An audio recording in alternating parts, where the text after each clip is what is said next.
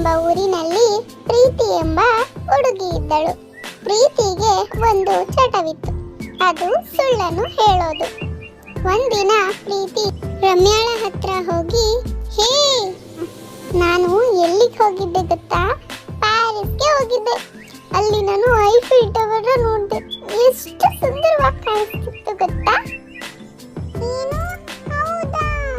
ಯಾವಾಗ? ಮತ್ತೆ ಯಾರ ಜೊತೆ? ನಾನು ನನ್ನ ಗೆಳತಿಯರ ಜೊತೆ ಹೋಗಿದ್ದೆ. ನಿನ್ನೆ ತಾನೇ ಅಲ್ಲಿಂದ ಬಂದೆ. ಹೇಳ್ಬೇಡ ಪ್ರೀತಿ, ಮತ್ತೆ ಇಲ್ಲಿ ಎಲ್ಲರೂ ಬದ್ದು ಮಾಡಬೇಡ. ನಾನು ಮೊನ್ನೆ ನಿಮ್ಮಮ್ಮನ ಜೊತೆ ಅಂಗಡಿಗೆ ಹೋಗ್ತಿರೋದನ್ನ ನೋಡಿದೆ. ಮತ್ತೆ ನೀನು ಇದೇ ಊರಲ್ಲೇ ಇದ್ದೆ. ನೀನ್ ನನ್ನ ಮೇಲೆ ಸುಮ್ಮನೆ ಆರೋಪ ಮಾಡಬೇಡ. ನಾನು ಅಲ್ಗೋಗಿಲ್ಲ ಇಲ್ಗೋಗಿಲ್ಲ ಅಂತ. ನಿಜವಾಗ್ಲೂ ನಾನು ಪ್ಯಾರಿಸ್ಗೆ ಹೋಗಿದ್ದೆ. ಮತ್ತೆ ನನಗೆ ನಿನ್ನ ಜೊತೆ ಟೈಮ್ ವೇಸ್ಟ್ ಮಾಡಲಿಕ್ಕೆ ಇಷ್ಟ ಇಲ್ಲ. ಸೊ ನಾನೀಗ ಇಲ್ಲಿಂದ ಹೊರಡ್ತೀನಿ. ನೋಡು ರಮ್ಯಾ, ನೀನು ಅವಳ ಮಾತನ್ನ ನಂಬೇಡ. ಅವಳು ಬರೀ ಸುಳ್ಳು ಹೇಳ್ತಾನೆ ಇರ್ತಾಳೆ. ಆದ್ರೆ ಪ್ರೀತಿ ಸುಳ್ಳು ಹೇಳೋದನ್ನ ಬಿಟ್ಟಿರ್ಲಿಲ್ಲ. ಅವಳು ತನ್ನ ಮಿಕ್ಕ ಸ್ನೇಹಿತರ ಹತ್ರ ಹೋಗಿ, ನನಗೆ ಒಂದಿನ ಹಕ್ಕಿ ತರ ರೆಕ್ಕೆ ಬಂದಿತ್ತು. ನನಗೆ ನಮ್ಮ ಹೊಲದಲ್ಲಿ ನಿಧಿ ಸಿಕ್ಕಿತ್ತು ಗೊತ್ತಾ? ಇವಾಗ ನನ್ನ ಹತ್ರ ತುಂಬಾ ದುಡ್ಡಿದೆ.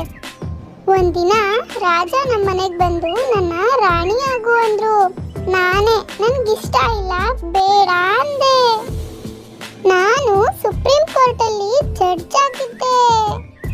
ಒಂದಿನ ಆ ಊರಿಗೆ ಪ್ಯಾರಿಸ್ ಇಂದ ಸಾನು ಬರ್ತಾಳೆ.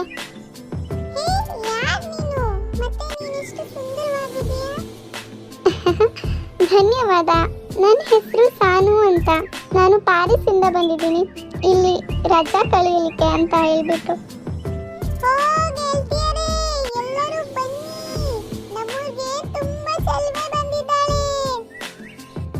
ನಿಜವಾಗ್ಲೂ ನೀನ್ ತುಂಬಾ ಚೆನ್ನಾಗಿದೀಯಾ, ಕ್ಯೂಟ್ ಆಗಿದೀಯಾ, ತುಂಬಾ ಬೆಳ್ಳಗಿದೀಯಾ. ಧನ್ಯವಾದ. ಯಾರಿವಳು? ಇವಳ ಹೆಸರು ಸಾನು ಅಂತ. ಮತ್ತೆ ಇವಳು ಪ್ಯಾರಿಸ್ ಇಂದ ಬಂದಿದ್ದಾಳೆ. ಹಾಗೆ ಇವಳು ಪ್ರೀತಿ. ಹೋ, ನೀವೇನಾಗಿದ್ರೆ ಪ್ರೀತಿ?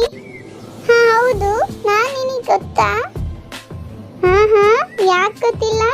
ಚಿಕ್ಕ ವಯಸ್ಸಲ್ಲಿ ನಾವಿಬ್ರು ಜೊತೆಗೆ ತಾನೇ ಆಟ ಆಡ್ತಾ ಇದ್ವಿ. ಏನೋ ಸ್ವಲ್ಪ ತೊಂದರೆ ಆಗಿದ್ರಿಂದ ನಾವು ಪ್ಯಾರಿಸ್ ಹೊರಟೋದ್ವಿ ಅಷ್ಟೇ. ನೋಡಿದ್ರ ಗೆಳತಿಯರೇ, ನನ್ನ ಗೆಳತಿಯರು ಫಾರಿನಲ್ಲಿ ಕೂಡ ಇದ್ದಾರೆ. ಮತ್ತೆ ಇವಾಗ ನೀವು ನನ್ನ ಮಾತನ್ನ ನಂಬಲೇಬೇಕು. ಹಾಗೆ ಪ್ರೀತಿ, ನಾನು ನಿನ್ನ ರಜಕ್ಕೆ ಪ್ಯಾರಿಸ್ಸಿಗೆ ಕರ್ಕೊಂಡು ಹೋಗೋಣ ಅಂತ ಹೇಳಿ ಇಲ್ಲಿಗೆ ಬಂದೆ.